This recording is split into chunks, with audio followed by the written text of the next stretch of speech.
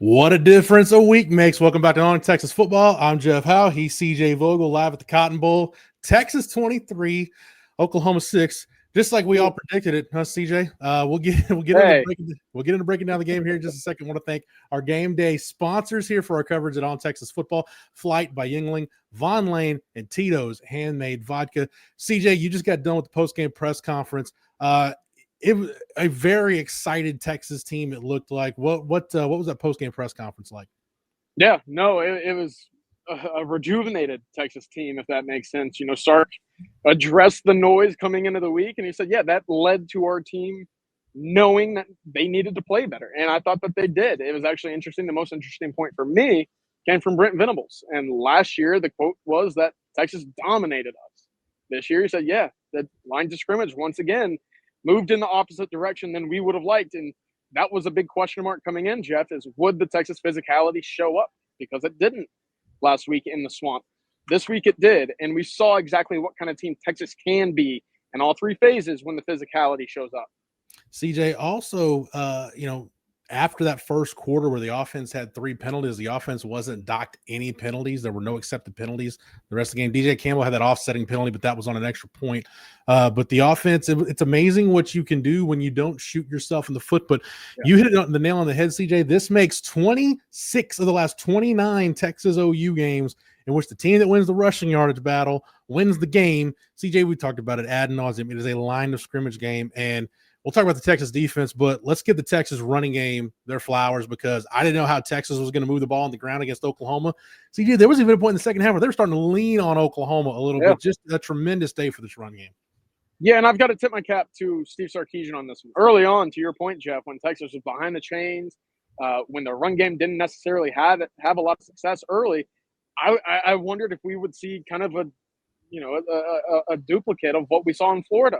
Right? Would Sark abandon the run? And to his credit, he did not. And as a result, this Texas offensive line found the rhythm with that outside zone. Trey Weisner said, as the games go on, I feel like I get better. And he certainly did. There were some big runs there.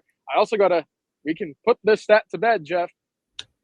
Texas has a 20-yard rush attempt by a running back for the first time since Clemson in the college football playoff last year. So finding that was very encouraging. And it did look like as the game progressed, pass protection still needs to be cleaned up, but that run game looked very encouraging. And that, to me, is the biggest takeaway of today outside of the victory. Yeah, CJ, Texas finishes this game 10 for 17 on third down. Trey Weisner, you said, was a warrior on Saturday. He had a couple of really big, actually, pass completions from Arch Manning to get some really big third downs in the second half. But CJ, let's talk about a guy who started his week with somebody calling him college football's first flop. Arch's response, he goes 11 for 12 for 117 yards and a touchdown. That was just on third down. He finishes 21 to 27, 166 yards, a touchdown, 4 for 34 on the ground, including that 29-yard dagger in the fourth quarter. CJ, he escaped pressure. He looked poised in this game. I saw the quote from Brent Venables. He just said he felt Arch played with a lot of poise, especially in the second half. A game where we probably saw him grow up.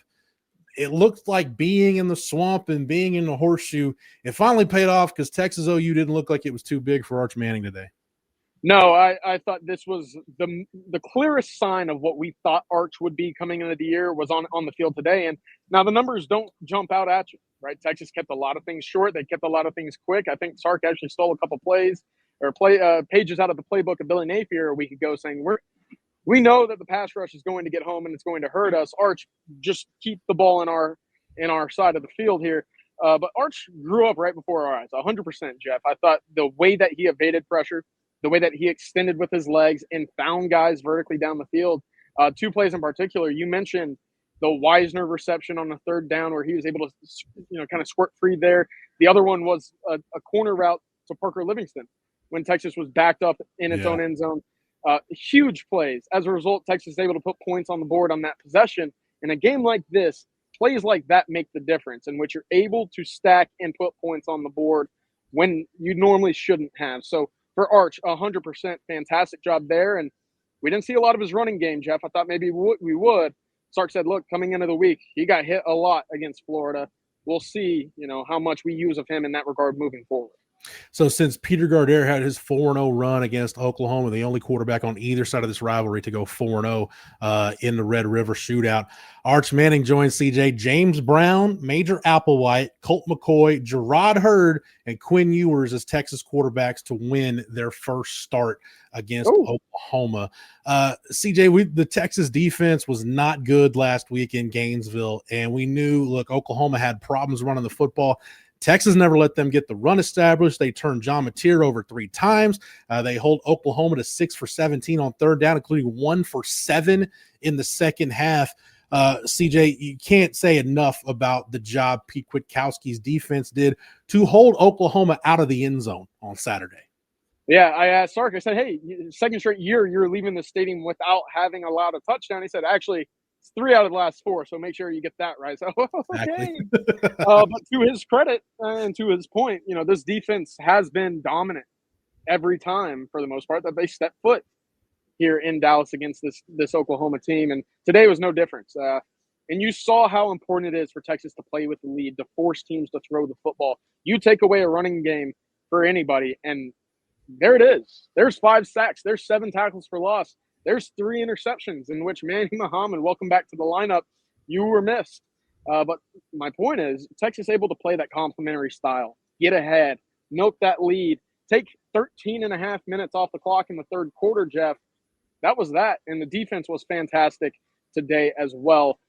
Big sign of what, again, was expected of this unit coming into the week. And they have a great opportunity to build on that over the next few. Yeah, and CJ, I think it's worth mentioning too. I saw Sark's comment from the post game. Hey, the message today is recruit the Metroplex. Colin Simmons finishes with 2.5 sacks. We talked about Trey Wisner's outstanding game. Manny Muhammad has a couple of interceptions. CJ, I said it all week because this game does seem like it means a little something more to the guys who are from the Dallas area. Those DFW Longhorns, they delivered in a big way on Saturday. Yeah, they absolutely did. I asked Parker Livingston, who also DFW kids, how big is this game for guys like that growing up? And he said, dude, everybody wants to be a part of this game. It's the Dallas game, essentially.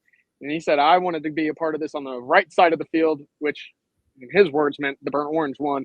But to your point, Jeff, look, your DFW kids stood up immediately in this game. Colin Simmons, multiple sacks, 2 picks, Manny Muhammad. That was big. And Texas is going to need performances just like that, because the recruits that sat right over there in that side of the stadium, they know Texas is in that conversation to be a nationally contending team. They hadn't seen it so far this year, but this was a big statement right in their backyard. CJ, we'll end with this. Texas just hasn't executed good situational football all year. They haven't played great complementary football all year. But I thought really where this game flipped was the end of the first half. Texas goes down and gets the field goal. OU has some of the worst end-of-half clock management and game management I've seen in a very long time. And then Texas comes out, gets the touchdown on that first drive. And CJ, I know you've harped on it. We've all talked about it here on the channel. The third quarter has not been a good quarter for Sark for some time. That was the best third quarter, top to bottom, we've seen this program put on the field in a very, very long time. That's where this whole thing flipped. Yeah, it absolutely was. I thought it was actually a masterful coaching job by Sark this week, especially around the second and third quarters, right? You mentioned Venables taking and leaving points off the board by that coaching fiasco with the time management. I still don't understand necessarily, even after his explanation, what he was trying to accomplish there. But for Sark to parlay that into, here's 4 plays in the fourth quarter while we out-time a possession you 13 and a half, so 1.5 minutes, scored 10-0 on the scoreboard as well.